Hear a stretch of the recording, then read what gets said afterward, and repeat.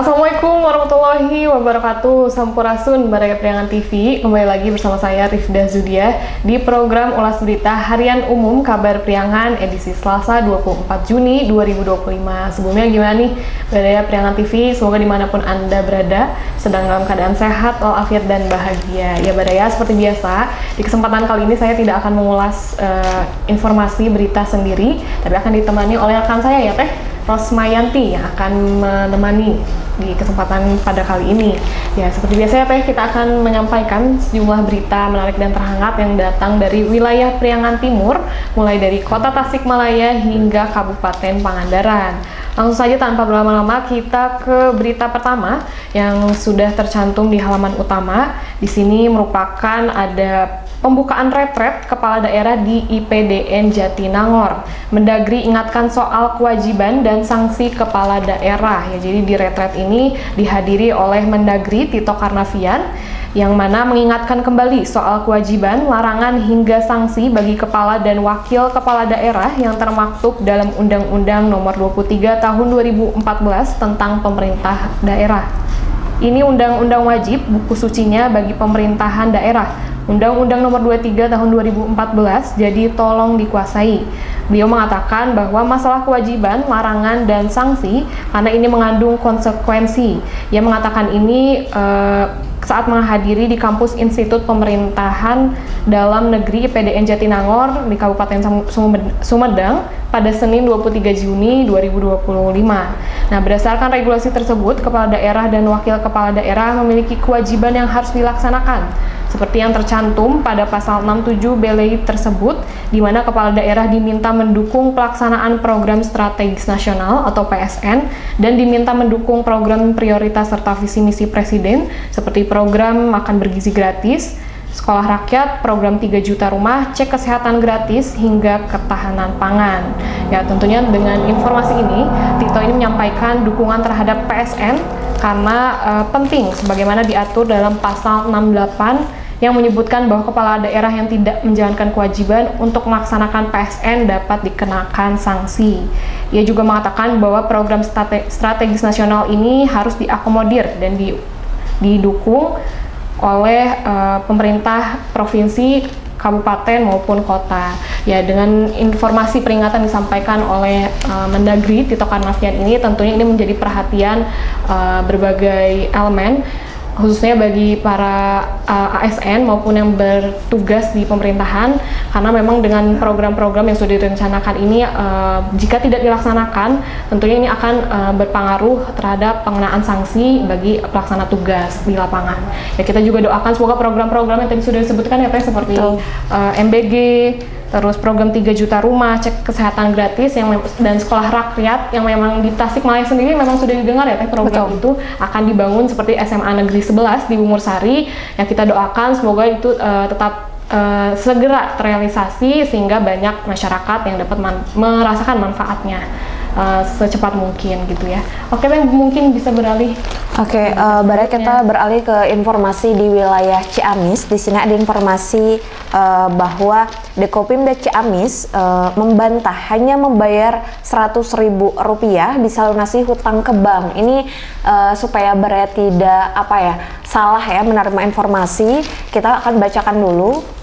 Di sini ada informasi bahwa informasi adanya pelunasan utang piutang hanya dengan membayar administrasi berkisar antara Rp100.000 sampai Rp200.000 bagi masyarakat Kabupaten Ciamis. Dekopimda Dewan Koperasi Indonesia Daerah menepis katanya informasi tersebut.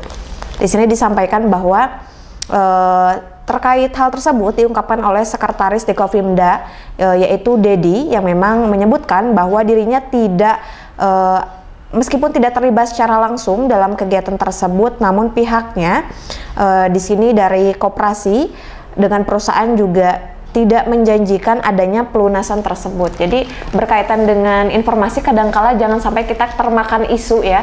Kita harus tahu terlebih dahulu informasinya benar atau tidak, karena kalau berbicara logika itu tidak masuk akal ya. Hanya dengan kocek 100 atau 200 ribu hutang kita ke bank itu bisa selesai begitu saja gitu. Ini dibantah oleh pihak dari Dekopimdo dari Ciamis yang menyebutkan bahwa dirinya terkait katanya pembayaran administrasi yang diberikan tersebut, hal itu sifatnya tidak memaksa dan juga hanya untuk para anggota yang terdaftar di Dekopimda. Termasuk di sini disampaikan bahwa jika permasalahan bisa melunasi hutang pada anggotanya itu hanya sebatas mudah-mudahan, jadi dengar dulu, simak dulu. Jika dipahami secara logika, silahkan katanya bisa dilanjutkan. Namun jika tidak, ini dari pihaknya juga tidak terlalu memaksakan.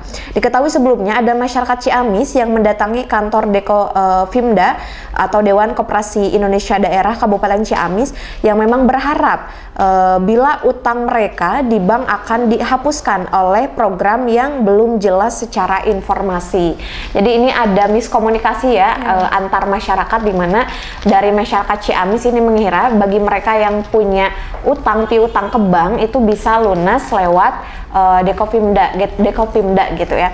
Dan di sini juga disampaikan Baraya bahwa terkait hal tersebut, informasi yang mereka dapat tersebut berasal dari pesan rantai di media sosial katanya yang berada di grup WhatsApp nih, yang memang disampaikan bahwa berlanjut ke dari mulut ke mulut, yang memang mereka datang dengan membawa data diri lengkap serta membawa selembaran formulir yang dibubuhi materai. Formulir tersebut adalah formulir yang memang merupakan surat pernyataan yang berisi tentang data diri dari mulai nama, nik dan lain sebagainya.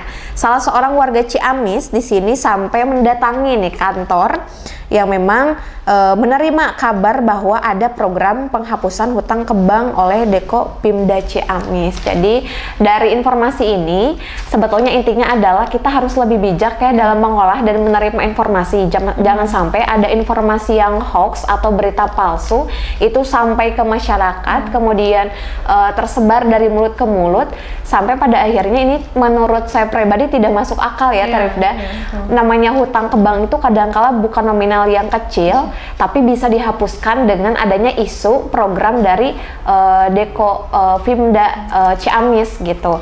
Termasuk dan kebetulan pada waktu itu ketika masyarakat Ciamis salah satu warga mendatangi kantor Dekopimda, di sini ada juga dari OJK nih, dari OJK atau Otoritas Jasa Keuangan yang memang ditugaskan oleh pimpinan dari OJK untuk mengecek klarifikasi adanya informasi tersebut. Jadi dalam hal ini kita perlu mengambil benang merah ya untuk lebih bijak mengolah dan menerima informasi. Jangan sampai dengan informasi yang tidak benar tentu menimbulkan hal-hal yang tidak diharapkan. Seperti itu, betul. Boleh dilanjut, Tarifda? Kita beralih ke wilayah Kota Tasikmalaya nih, Baraya ya, yang mana memang tempo hari kita juga mendengar informasi ya Teh mengenai 39.000 warga Kota Tasik yang kehilangan KIS. Nah, Kartu Indonesia Sehat. Dari sini ada update informasi terbarunya dari informasi sebelumnya, yang mana Pemkot Jamin Layanan DPRD dorong evaluasi. Nah, jadi di sini DPRD atau PLT, Pelaksana Tugas Ketua DPRD, juga menyampaikan pernyataannya mengenai kasus 39.000 warga Kota Tasik ini yang kehilangan KIS. Ya, kita bacakan terlebih dahulu beritanya ya, Baraya. Di sini kendati demikian, pemerintah kota memastikan bahwa mereka tetap akan mendapatkan pelayanan kesehatan secara gratis, baik di rumah sakit maupun puskesmas. Kepala Dinas Kesehatan Kota Tasikmalaya, Dr. Uus Supangat, menjelaskan bahwa penonaktifan ini merupakan bagian dari proses pemutakhiran data yang dilakukan oleh Kemensos. Ia mengatakan bahwa penonaktifan peserta KIS PBIJK yang bersumber dari APBN memang berdampak langsung, tapi untuk Kota Tasikmalaya, pembiayaan masih bisa ditopang dari APBD tahap 2, baik dari pemerintah kota maupun dukungan Provinsi Jawa Barat. Namun konsekuensinya status jaminan pusat menjadi tidak berlaku dan pasien harus dialihkan ke jalur mandiri atau ditanggung sebagai pasien umum. Ia mengatakan ini pada Senin 23 Juni 2025. Nah, Uus juga menambahkan peserta yang dinonaktifkan tetap dapat mengakses layanan kesehatan dan diupayakan untuk diaktifkan kembali melalui dinas sosial setelah proses verifikasi ulang. Ya memang peruntukan KIS ini memang untuk hal-hal yang urgent ya Teh, apalagi mengenai kesehatan gitu. Yang pastinya dengan adanya kehilangan KIS ini juga pastinya berdampak kepada masyarakat yang menggunakan layanan kartu KIS ini, Kartu Indonesia Sehat ini. Dan di sini hal ini menjadi sorotan juga bagi Ketua DPRD Kota Tasikmalaya Hilman Wiranata yang menilai langkah penonaktifan ini harus menjadi perhatian bersama antara legislatif dan juga eksekutif. Ia juga mendorong agar segera dilakukan koordinasi lintas instansi untuk mencari solusi jangka panjang atau long term. Nah, di sini juga ia mengatakan bahwa mereka telah berkoordinasi dengan eksekutif dan dinas-dinas terkait untuk membahas skema jaminan kesehatan bagi warga kurang mampu. Ya memang layanan kesehatan ini diperuntukkan untuk masyarakat yang kurang mampu ya Teh, agar bisa mendapatkan biaya kesehatan yang minim gitu. Apalagi memang yang menggunakan kartu ini tidak hanya yang penyakit ringan gitu ya Teh, tapi juga penyakit kronis yang tentunya nanti dalam penindakannya itu akan membutuhkan biaya yang besar. Tentunya dengan tidak adanya KIS ini itu juga akan berpengaruh kepada masyarakat yang mengidap penyakit kronis. Ya kita doakan semoga ini segera stabil gitu ya. Segera stabil dengan adanya tadi tahap pemutahiran data, verifikasi ulang, itu tentunya nanti akan kembali lagi penggunaannya itu seperti normal, seperti biasa gitu ya. Oke Teh, mulai beralih mungkin. Baik, kita akan beralih ke informasi di wilayah Banjar Pangandaran. Di sini ada informasi Bupati Pangandaran meluncurkan program pendidikan karakter melesat. Ini kenapa nih nama programnya pendidikan karakter melesat ya? Iya. Kalau mendengar kata melesat berarti dominan dan kata cepat gitu ya. Kita akan bacakan dulu. Di sini Bupati Pangandaran Citra Pitriani secara resmi meluncurkan program pendidikan karakter melesat di SMP Negeri 4 Parigi pada Senin 23 Juni 2025. Di sini disampaikan bahwa acara peluncuran ini dihadiri oleh para kepala sekolah dari berbagai satuan pendidikan sebagai bentuk komitmen bersama dalam menerapkan program yang telah dirancang. Di sini disampaikan bahwa sebelum diluncurkan secara resmi, Bupati Citra ini juga telah lebih dahulu melakukan semacam monitoring ya secara langsung ke sekolah-sekolah yang memang meninjau sejumlah kegiatan rutin seperti pelaksanaan upacara bendera setiap hari Senin, juga pembiasaan membaca surat-surat pendek serta kegiatan lainnya, termasuk kegiatan pramuka juga. Dari Bupati Pangandaran ini juga menekankan bahwa pramuka ini sebagai ekstrakurikuler wajib ya di sekolah untuk menerapkan atau melatih kedisiplinan para siswa gitu. Nah, di sini disampaikan bahwa program ini mencakup berbagai aktivitas yang ditunjukkan untuk membentuk karakter secara utuh.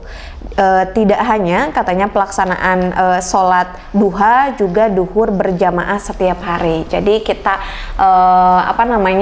ambil benang merahnya bahwa dalam informasi yang disampaikan di daerah Banjar Pangandaran ini terkait peluncuran program pendidikan karakter melesat adalah program-program yang memang dinilai dapat mendorong kedisiplinan siswa, juga secara pembentukan karakter, termasuk adanya ekstrakurikuler wajib, kemudian juga pembiasaan sholat duha, dan juga pembacaan ayat suci Al-Quran sebelum belajar. Nah, dengan adanya hal tersebut, maka diresmikanlah program tersebut di di SMP Negeri 2 Parigi pada Senin lalu. Karena memang kita ketahui ya, zamanan dari tahun ke tahun memang selalu ada kegiatan-kegiatan di sekolah yang memang bisa melatih kedisiplinan, termasuk salah satunya yang sudah kita ketahui itu pramuka gitu ya. Anak-anak pramuka tuh terkenal dengan karakter yang demikiannya. Tapi memang tidak hanya pramuka, diharapkan memang banyak aktivitas dari sekolah juga yang memang bisa melatih ya kedisiplinan serta kesigapan si anak, termasuk dalam pembentukan karakter gitu. Itu Tarif dah. Oke, mungkin itu jadi ini Pak, berita penutup. Ya, berita penutup kita pada kesempatan kali ini ya, Baraya. Seperti biasa itu agar tidak ketinggalan informasi menarik lainnya, dan juga jika dirasa tadi ada yang kurang jelas gitu ya Teh, itu bisa dicek langsung di portal kabarpriangan.pikiranrakyat.com. Dan juga jangan lupa ikuti terus channel Priangan TV dengan cara subscribe channel kita, dan juga jika dirasa video ini bermanfaat, Baraya bisa like, komen, dan juga share video ini.